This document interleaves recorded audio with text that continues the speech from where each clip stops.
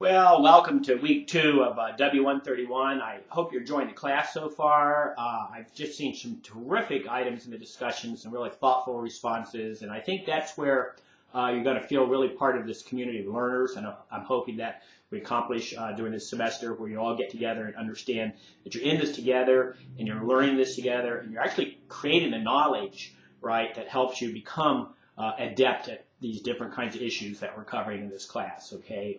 The community of learners creates knowledge. It's not me. I've said this before. It's not me who pours the knowledge, down into your ear hole. Okay. That said, I'll be grading the week 1 discussions this week. Okay, and let you know how you did.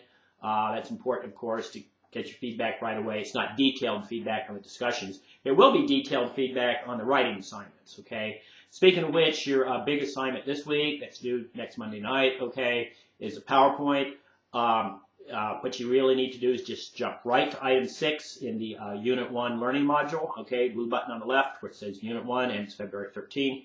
Click on that, go down to item 6 and click on that, make sure it unfolds, look all the way down through that, and you'll see all the material that you need to accomplish this project. Okay, so let me tell you the goals of the PowerPoint project. The goals are multi-leveled, all right, and I'm trying to introduce you to visual rhetoric. So we live in this very, very visual world where you take in a lot of information visually, okay? It's not just me talking to you, right, or you reading something all the time.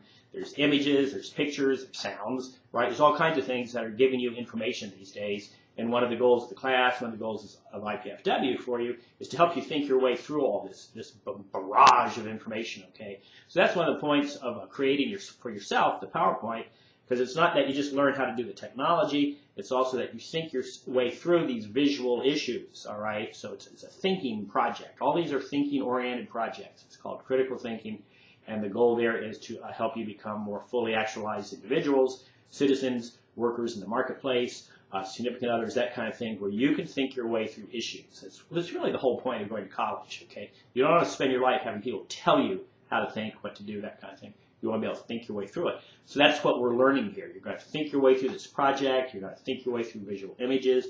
You're going to think your way through the instructions and how to do it. All right. That said, in item 6, when you unfold all the different layers of hierarchy there in the table of contents, you'll see that I give you some student examples from last semester. All right. So all those students got A's or hundreds or very near to hundreds. Then I give you what's called a rubric, right? Item 6.1.1.2. Sorry for all the numbers. That tells you exactly what I'm expecting and exactly how I'm going to grade it, all right? And then item 6.1.1.3 gives you the entire background of the project. It walks you through it. It tells you what's expected. It spells out in outline form, right, exactly what I'm looking for and exactly how to do it, okay, exactly how to approach this project. And basically, this is the precursor to writing your own memoir. Next week, after this project's done, you're going to write a memoir about your own writing experiences. So here I'm getting you to think about yourself as well as think about this project. And this project is related to the next project, the writing project, where you're writing an actual essay. But once again, thinking about yourself, okay? And this is called metacognition. You're kind of thinking about your thinking. It's a really neat skill, all right? You become more self-aware this way. So item 6.1.1.3 gives you the PowerPoint criteria. And if you'll read through that carefully, at the very end, there's a link to a complete set of tutorials on PowerPoint. So if you're a little stuck on PowerPoint, there's tutorials. There's all kinds of help, of course, on the web on how to do PowerPoint. It's a very, very useful skill. Okay, don't tell me, oh, I've never done PowerPoint before. Okay, that's fine. If you haven't, you need to do it now. Okay, because you're going to be doing it plenty in college, and who knows, you might be doing it in the workplace. Very, very common skill to make presentations. All right. That said, now this is critical. 3 more things I need to cover here. All right. Critical. You're going to submit the PowerPoint to 2 different places. All right. If you click on item 6.1.2, that's a discussion forum, a discussion thread. So you submit it to the discussion thread so that you all can get to know each other.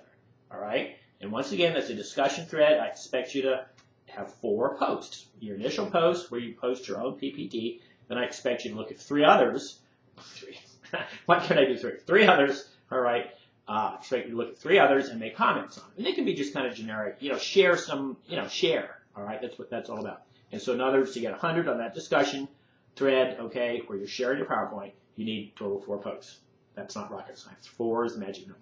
Okay. Then, that's not enough. I cannot comment, I cannot grade something on a discussion.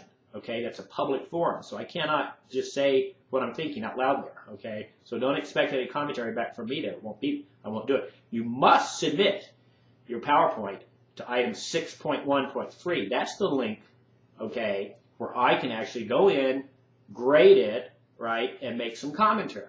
I cannot make the grades public. They have to be private. So you must submit it to item 6.1.3. So, to repeat, you have to submit the PowerPoint one time to the discussion thread, 6.1.2, and then you have to submit it a second time, okay, at the same time, all right, to item 6.1.3 so that you get feedback from me. And you will get feedback, okay. Now, one more important element, okay, and this is critical, and it's part of your grade, all right, and I don't mean saying you forgot or didn't know about it, okay. You must submit to me, when you submit the PowerPoint, you must submit what's called a writer's memo. And this is the case for all projects that you ever will do for me in this class, or if you take W133 from me, you will submit a writer's memo.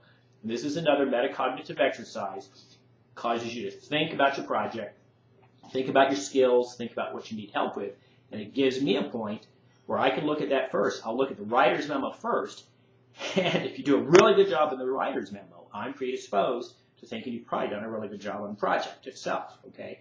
So I'm expecting a full page of writing, this is the writing class, all right, about the project. Just tell me what you thought about it. How did you do with it? What did you learn? What did you not learn? Okay, what do you still need help with? What puzzles you? What did you get? You know, did you like it? Did you think it was stupid? Just talk to me. One full page, double space, MLA format, okay? And that's item 4.4 in the learning module. MLA format. Make sure you understand that. Hopefully you got taught that in high school. If you haven't, I wasn't. Okay, I didn't know about it until I went to grad school. Okay, so item 4.4, make sure you know how to format a college paper. I'm expecting the writer's memo to be formatted correctly. Okay, I think that's enough for now. I love the writer's memos. Don't submit, don't press the submit button on the PowerPoint assignment Dropbox, item 6.1.3. Don't press that until you make sure the writer's memo is also there. If you forget, and I don't like this, but if you forget, you can attach it to an email to me and then fall on your knees and beg my mercy. Okay? So, if you have questions, please contact me frequently during the week. All right? I will check my email again on Monday, so you do have a chance, you know, a week from now, and you do have a chance to ask some last-minute questions. But please don't put the project off to the last minute. You won't do well. Okay? You need to be thinking about this. You need to be gathering photographs.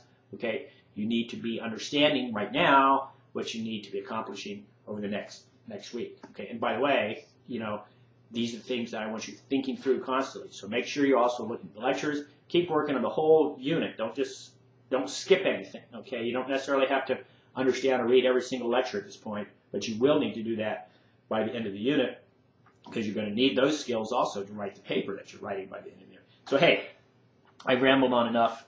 If you have any questions, please get a hold of me.